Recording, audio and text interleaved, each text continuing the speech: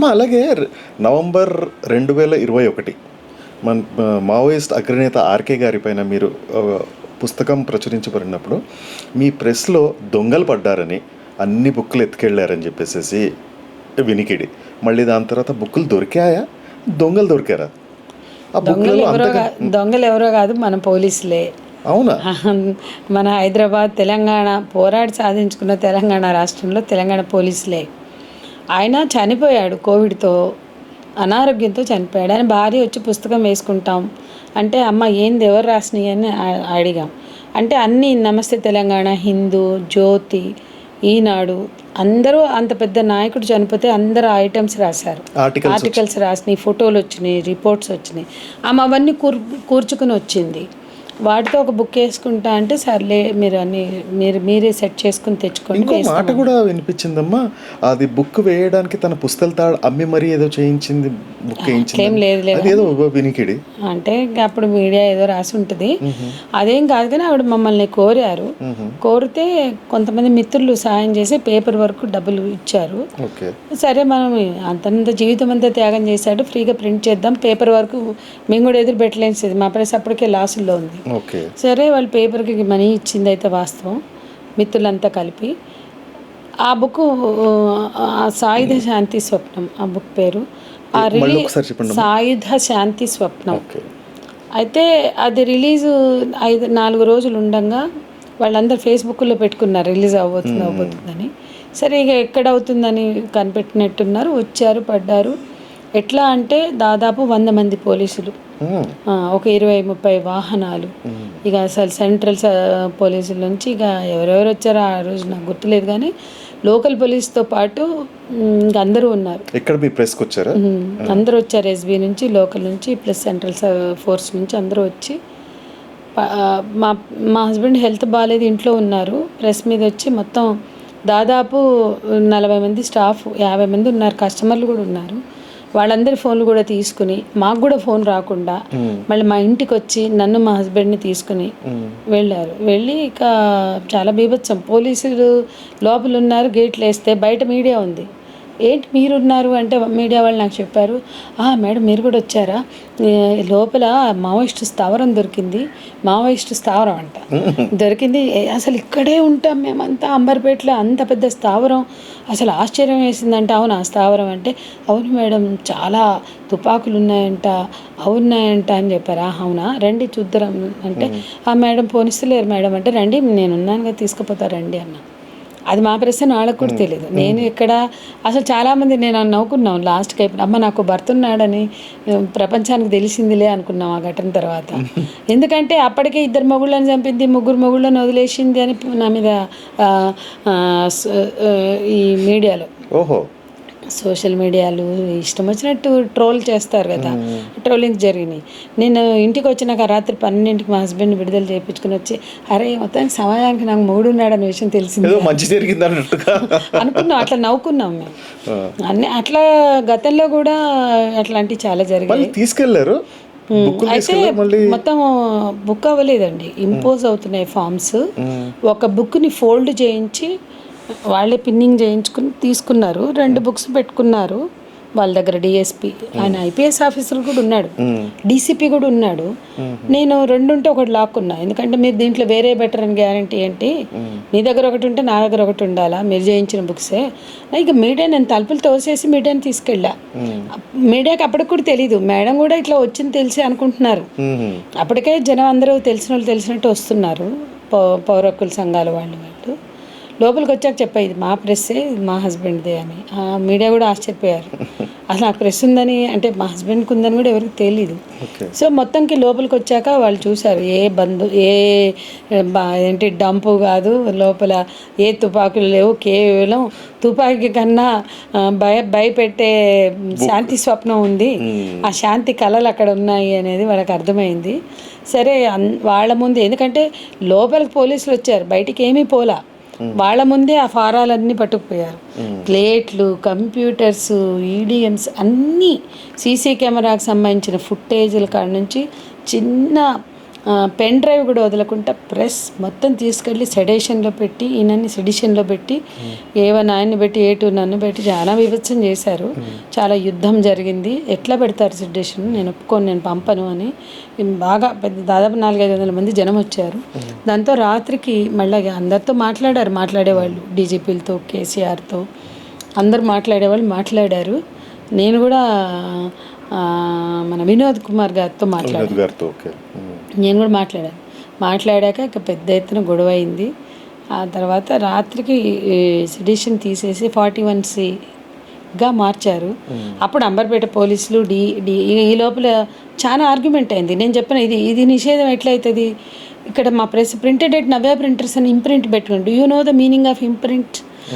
ఒక పుస్తకంలో ఇంప్రింట్ వేసుకున్నాము అంటే అది బ్యాండ్ అని కాదు. నేను ఇంక ఇంప్రింట్ ఎందుకు వేసుకుంటా, అది రహస్య డాక్యుమెంట్ అయితే నేను ప్రింటెడ్ ఎట్ నవ్య ప్రింటర్స్ పెట్టను కదా అనే ఆర్గ్యుమెంట్ అని నేను చెప్పి, మీరు ఐపీఎస్లో ఎట్లా అవుతారండి ఈ మాత్రం తెలియక అని అడిగిన. బాగా యుద్ధం. అసలు ఆయన అయితే నా కింది క్యాడర్ ముందు నన్ను ఎట్లా అంటే అట్లా మాట్లాడిందని బాధపడ్డాడంట.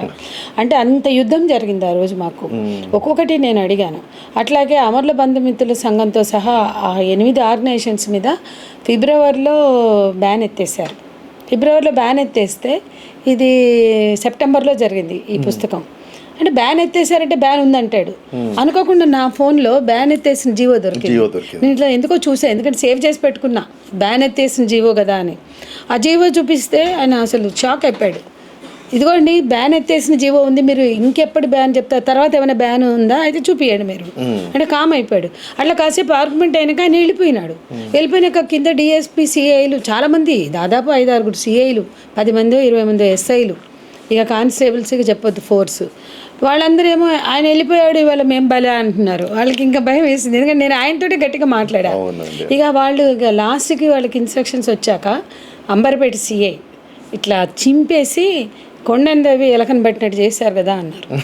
అంటే ఇక ఆయన అన్న మాట సిట్టింగ్ సుధాకర్ ఏదో ఉండే సిఐ అంటే అలాంటి స్థితిలో మా మీద కేసు అయితే పెట్టారు, అన్నీ తీసుకున్నారు. దాన్ని అడ్వకేట్ నందిగం కృష్ణారావు గారు హైకోర్టు న్యాయవాది బాగా గట్టిగా ఫైట్ చేసి మా కేసుని గెలిపించారు. అంటే యాక్చువల్ మా 2 ప్రెస్లు సీజ్ కూడా అయినాయి, కానీ ఆ నైట్ సీజ్కి తాళాలు మాత్రం ఇచ్చారు, కానీ తీసుకుపోయిన ఏమి ఇవ్వాల. దాదాపు 8 నెలలకో 7 నెలలకో కేసు అయిపోయింది, అప్పుడు ఇచ్చారు. ఇంకా కొన్ని రావాలి, ఇప్పటికి కూడా రాలేదు. ఫారెన్సిక్ పోయినా ఏవి రాలేదు. మాకు చాలా లాస్ జరిగింది అప్పుడు. మా హస్బెండ్ అసలే సిక్. యాక్చువల్ తనకు ఆ రోజే స్ట్రోక్ స్టార్ట్ అయింది, ఈ న్యూరో అటాక్. ఎందుకంటే 2 ప్రెస్లు సీజ్ చేశారు, ఆయన హెల్త్ బాగాలేదు, అసలు చాలా దారుణమైన స్థితికి వెళ్ళాడు. ఎందుకంటే ఆ షాక్ అంటే 2 ప్రెస్లు సీజ్ చేయడం, ఆయన బిజినెస్ తప్ప ఇంకో ప్రపంచం తెలీదు. అలాంటిది సీజ్ చేస్తే ఈయన అడిగాడు ఎప్పుడు ఇస్తారు అంటే, కోర్టు కేసు అయ్యే వరకు ఇవ్వం, మీరు సెడిషన్లో ఉన్నారు, మీరు బయటకు రావడానికి 6 నెలలు పడుతుంది అన్నారు. తను చాలా షాక్ అయిపోయారు. ఎందుకంటే అప్పటి వరకు నిర్బంధం నా వరకు ఉంది, నా ద్వారా కొంత ఎఫెక్ట్ అయినా డైరెక్ట్గా ఆయన ఎప్పుడు ఎఫెక్ట్ కాలే. కొన్ని అయినాయి. ఆ బిల్ క్లింటన్ కోసం వెతుక్కున్నప్పుడు కూడా, అదే అప్పుడు నా కోసం వెతుక్కున్నప్పుడు కూడా ఆయన ప్రెస్ మీద దాడి చేశారు. అంతమంది కూడా అంటే అప్పుడప్పుడు ప్రివెంటివ్ అరెస్ట్లు అంటే పోయి ప్రెస్లో కూడా వెతుకుతారు, అంత పెద్ద ఎఫెక్ట్ కాలే. కానీ ఆ రోజు 2 ప్రెస్లు మూసిపడేయడం, సీజ్ చేశారు, మొత్తం సీల్ వేసేసి చేసి, మీరు కోర్టులు కేసులు కొట్టేసినాక అప్పుడు తెరుస్తామంటే భయం వేస్తుంది కదా, చేతిలో ఆర్డర్స్ ఉంటాయి, వర్కర్లు ఉంటారు, జీతాలు ఉంటాయి, ఇవన్నీ. నేను అడిగిన, మా ఆయన ఫ్లాట్ అమ్మేసి కోవిడ్లో జీతాలు ఇచ్చాడు, మంచిది మేము జైల్లో కూర్చుంటాం, మీరు జీతాలు ఇస్తారని రాసి ఇవ్వండి అని నేను అన్నా. మాకేం పని అన్నాడు పోలీసులు, ఆయన హయ్యర్ అధికారి అన్నాడు. మరి మీకేం పని అని మొత్తం అందరినీ సీజ్ చేస్తారు, వాళ్ళ బతుకు తెరువు, వాళ్ళ లైవ్లీహుడ్ మీద కొడతారు అన్నాం. చాలా గొడవ జరిగింది. మొత్తానికి ఫైనల్లీ వాళ్ళు నైట్కి 41C మార్చి 41Aగా మార్చి తర్వాత తాళాలు ఇచ్చారు. 8 నెలల తర్వాత ఫామ్స్, ప్లేట్స్ అన్నీ ఇస్తే ఆ పుస్తకం పూర్తి చేసి మళ్ళీ జాగ్రత్తగా ఇచ్చాం.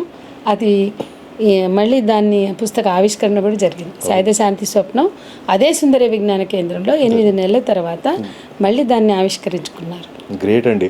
అండ్ చివరిగా ఒక ప్రశ్న అండి, మీ పెళ్ళి 90వ దశకంలో జరిగింది, మీరు ఎన్నోసార్లు అన్నారు నా పెళ్ళికి 4,500 రూపాయలు అయ్యాయని చెప్పేసి. 4,500 రూపాయలు అయ్యాయి. ఎప్పుడో 50నో 60 దశకంలో చేసుకుంటే ఆ 4,500 45 lakhs వాల్యూ ఉండేది. మీరు చేసుకున్నది, మీ పెళ్ళి అయింది 91 దశకం 90, సో 91 అనుకుంటాను. సో 4,500 మీరు ఏం ఖర్చు చేశారు, ఎందుకు అంతగానం అయింది మీకు అంత తక్కువ? మా పెళ్ళి సాయంత్రం పూట జరిగింది. టీ అండ్ స్నాక్స్ ఇచ్చాము. జనరల్గా మన దగ్గర పెళ్ళిళ్ళు ఉదయం అవుతాయి లేకపోతే రాత్రి అవుతాయి, కానీ మాది సాయంత్రం 5 గంటలకి 5:30 మొదలైంది. ప్రొఫెసర్ హరగోపాల్, కవి జ్వాలాముఖి, ఈ మధ్యకాలంలో చనిపోయారు రామ్మోహన్ సార్ అని విరసంలో ఉండే వీళ్ళు, నమ్ము సార్, వీళ్ళు మా పెళ్ళి వక్తలు. ప్రజారచయితల సమాఖ్య వేదిక మీద అయింది మా పెళ్ళి. ఈవినింగ్ టీ అండ్ స్నాక్స్ కాబట్టి అదే ఖర్చు. మేమిద్దరం చెరొక డ్రెస్ కొనుక్కున్నాం. నేను ఒక శారీ, ఆయన ఒక డ్రెస్సు, టీ అండ్ స్నాక్స్ అంతే. కాబట్టి 4,500 అయిపోయింది. ఏదైతే మీది ఉంది కదా, ఐ మీన్ ఇది పర్సనల్ క్వశ్చన్ అనుకోండి, మీరు సమాజానికి ఇచ్చే ఏమైనా విలువైన ఏమంటారంటే సమాచారం సమాజానికి బేసిక్గా ఇప్పుడు ఉండే యువతకి మీరేమన్నా ఒక చివరిగా, ఐ మీన్ ఈ ప్రోగ్రామ్ ఒకటండి, వాళ్ళు ఎవరైనా పెళ్ళి ఎందుకు చేసుకుంటారు? సోషల్ డిక్లరేషన్, సమాజం ముందు మేము జంటగా బతుకుతాము అని ఒక డిక్లరేషన్, లేదా ఒక కుటుంబ వ్యవస్థలో భాగం అవుతామను. దానికి చాలామంది పెడుతున్న ఖర్చు అంటే వాళ్ళ చాయిస్ ఉండొచ్చు. ఎవరైనా అంత ఆర్భాటంగా చేసుకుంటే అది వాళ్ళ ఇష్టం. కానీ అంత ఖర్చులు పడి, శ్రమపడి, అర్ధరాత్రులు, అపరాత్రులు, తెల్లవారుజాములు, రకరకాల సమయాల్లో చేసుకుంటారు. ఇప్పుడైతే ఇంకా పెరిగినాయి. ఒకప్పుడు ఉన్న 5 రోజుల పెళ్ళిళ్ళు మళ్ళీ వచ్చినాయి. హల్దీలు, బస్తీలలో కూడా బలిసి, ఇప్పుడు మీరు ఎప్పుడైనా చూడండి, బడాబాబులు, బలిసినోళ్ళు, ఆధిపత్య కులాలు, వర్గాలకు సంబంధించిన బలిసిన ఖర్చంతా, అంటే వాళ్ళ కల్చర్ ఉంటుంది కదా, లేదా వాళ్ళకి చాలా డబ్బు ఉంది కాబట్టి ప్రతిదీ ప్రదర్శనే మన దేశంలో. అన్ని అనుబంధాలు, బంధాలు, అన్ని డిక్లరేషన్లు, లేదా అన్ని ప్రదర్శనలే, అన్ని కన్జ్యూమరిజంతో ముడిపడిన ప్రదర్శనలే. సో వాళ్ళకి అందుబాటులో ఉండే కల్చర్ని కింది వరకు రుద్దారు. ఇవాళ బస్తీల్లో కూడా హల్దీ ఫంక్షన్లు, లేకపోతే మెహందీ ఫంక్షన్లు వచ్చేసినాయి. అంతగానం వెళ్ళిపోయింది. అంటే డబ్బు, పెళ్ళి ఏంటంటే ఫస్ట్ బర్త్డే, మెచ్యూర్ ఫంక్షన్. మా జనరేషన్లో మెచ్యూరిటీ అయితే గుట్టు చప్పుడు కాకుండా స్కూల్లోకి పోయేవాళ్ళం. అలాంటిది ఇప్పుడు మళ్ళా పెద్ద పెద్ద ఫంక్షన్లు చేస్తున్నారు. శారీ, హాఫ్ శారీ, అంటే డబ్బు వృధాగా ఖర్చు పెడుతున్నారు. అంటే ఈ ప్రదర్శన ఎక్కువైంది. కానీ బలిసిన వాళ్ళకి అది సాధ్యం అవుతుందండి, కానీ అది అందరికీ సాధ్యం కాదు. కానీ అందరికీ అది ఏదో ఆచారం అయినట్టు, సాంప్రదాయం అయినట్టు, కంపల్సరీ. అదే షో పుట్టప్. ఇప్పుడు డబ్బు ఉన్నవాళ్లే కాదు, డబ్బు అప్పులు చేసి అప్పుల పాలై ఆ డబ్బు అది చేయడానికి అని చెప్పేసి తీసుకొని చేసి ఆ ఇంట్రెస్ట్లు కట్టుకుంటూ ఇంకా బాధలు పడుతున్న వాళ్ళని చూస్తున్నాం. సరే, అప్పుడు ఇప్పుడు పెళ్ళంటే అది ఇద్దరు మనుషులు తీసుకునే నిర్ణయం. స్త్రీ పురుషుల మధ్య ఒక అవగాహన, గౌరవం, ఒప్పందం, లేదా ఒక ఆలోచన, ఒక నిర్ణయం. దాన్ని అమలు చేయడానికి ఇంత ఆర్భాటం అక్కర్లేదు అనుకున్న వాళ్ళు చాలామంది ఉన్నారు. మాకన్నా సింపుల్గా చేసుకున్న వాళ్ళు కూడా తెలుసు. ఇంత ఖర్చు కూడా లేకుండా అట్లీస్ట్ మాకు 1000 మంది వచ్చారు. అసలు 10 మందితో చేసుకున్న వాళ్ళు, జస్ట్ డిక్లేర్ చేసుకున్న వాళ్ళు, రకరకాలుగా పెళ్ళిళ్ళు చూసాము. మాకన్నా సింపుల్గా చేసుకున్న వాళ్ళు కూడా ఉన్నారు. కాబట్టి మేమిద్దరం అప్పుడు ఉద్యోగాలు చేస్తున్నాము. నేను గవర్నమెంట్లో చేస్తున్నా, తను కూడా ప్రైవేట్లో చేస్తున్నాడు. కాబట్టి జాబ్స్ చేస్తున్నాం కాబట్టి అందరినీ పిలవాలి, అందరికీ మధ్య మనం డిక్లేర్ చేసుకోవాలి అనుకున్నాం. కాబట్టి ఆ ఖర్చు అయినా అయింది. అంటే 1000 రూపాయలు, 1000 మంది 4,500, అంటే ఒక్కొక్క మనిషికి వెరిసి ₹4.50 అంతే పడింది. మరి అప్పట్లో ₹4.50 అంతే. మరి ఛాయ్కి ఎంత వస్తుందండి? ఛాయ్ అందులో మనోళ్ళు పెట్టిన ఛాయ్, మనోళ్ళు చేసిన బిస్కెట్లు కాదు, స్వీటు, హాట్. నిన్నెవరో ఒక ఆమె గుర్తు చేస్తుంది నాకు, నీ పెళ్ళికి ఒక పొట్లం ఇచ్చారు, ఒక దాంట్లో స్వీటు, ఒక దాంట్లో హాట్, 2 కలిసి పిన్ చేసి ఇచ్చారు. నిన్ననే ఒక ఆమె ఎందుకో గుర్తు చేస్తుంది నాకు. అట్లా అప్పట్లో అంతే ఇచ్చేవాళ్ళం పెళ్ళంటే జనరల్గా. కానీ మంచిగా, అంటే అప్పటికి ఇప్పటికి సింపుల్గా చేసుకునే వాళ్ళు కూడా ఉన్నారండి. దాంట్లో ఒక రిలీఫ్ ఉంటుంది, ఒక టెన్షన్. నాకు ఇప్పుడు గుర్తొచ్చినా కూడా చాలా ఆర్భాటాలతో చూస్తా కదా హంగామాగా, అవి చూసి అయ్యో నేను ఇలా చేసుకోలేదే అని నాకు ఎప్పుడూ అనిపించలే.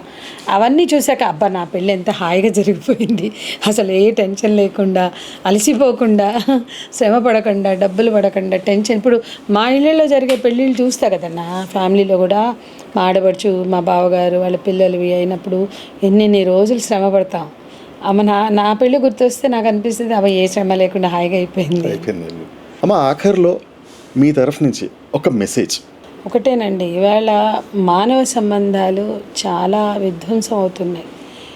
ఇంతవరకు ప్రకృతి విధ్వంసాలు, సమాజంలో జరిగే అనేక అసమానతల మధ్య పోరాటాలు, దాని తాలూకా అనేక హింసా విధ్వంసాలు చూసాం. కానీ ఇవాళ అసలు కుటుంబ వ్యవస్థ నుంచి మొదలు పెడితే సామాజిక వ్యవస్థలు అన్నీ కూడా హింసలో భాగమైపోతున్నాయి. ఆధిపత్య కులాలు, వర్గాలు లేదా పాలక వర్గాలు లేదా ఎవరి చేతిలో పవర్ ఉంటుందో అంత పవర్ ఎక్సైజ్, అంటే ఫ్యామిలీ నుంచి సమాజం నుంచి పాలకుల వరకు కూడా పవర్ ఎక్సైజ్ జరుగుతుంది. ఈ పవర్ ఎక్సైజ్ని అర్థం చేసుకోవాలి, అది కుటుంబంలో అయినా కుటుంబం బయట అయినా. పవర్ ఎక్సైజ్ని మనం అర్థం చేసుకుంటే ఎందుకు వ్యతిరేకించాలో మనకు అర్థమవుతుంది. హింస లేని సమాజం కోరుకునేవాళ్ళు, హింస లేని మనుషులు ఉన్నప్పుడే, హింస లేని బంధాలు ఉన్నప్పుడే, హింస లేని కుటుంబాలు ఉన్నప్పుడే హింస లేని సమాజం ఏర్పడుతుంది. సో అల్టిమేట్గా ఎవరైనా పీస్ఫుల్ సొసైటీనే కదా కోరుకునేది. పీస్ఫుల్ సొసైటీ కావాలి అంటే పీస్ఫుల్ సోల్స్ ఉండాలి, పీస్ఫుల్ బాడీస్ ఉండాలి, పీస్ఫుల్ ఫ్యామిలీస్ ఉండాలి, పీస్ఫుల్ సొసైటీ ఉండాలి. దానికోసం అందరూ కూడా ఆలోచించాలి. అప్పుడే మన వంతు బాధ్యతను మనం నిర్వర్తించగలుగుతాం. మనం ఏదో చేస్తున్నాం అని కాదు, కానీ అన్యాయం జరిగినప్పుడు అన్యాయాన్ని ప్రశ్నించడం మన బాధ్యత, పోరాడే వాళ్ళ పక్షాన్ని నిలబడడం మన బాధ్యత. కనీసం మనం ఎంతవరకు బయట వరకు చేస్తామో చేయమో, కానీ మన వరకైనా న్యాయం వైపు ఆలోచించడం, నిలబడడం మన ధర్మం అనుకోవాలి అనేది నా అభిప్రాయం. సంధ్యమ్మ, మా కైజర్ న్యూస్కి వచ్చినందుకు చాలా ధన్యవాదములు. అండ్ కైజర్ న్యూస్ తరఫు నుంచి అండ్ కైజర్ చూసేవాళ్ళ తరఫు నుంచి we wish you all the very best for your future endeavors, Amma. Thank you, Andy.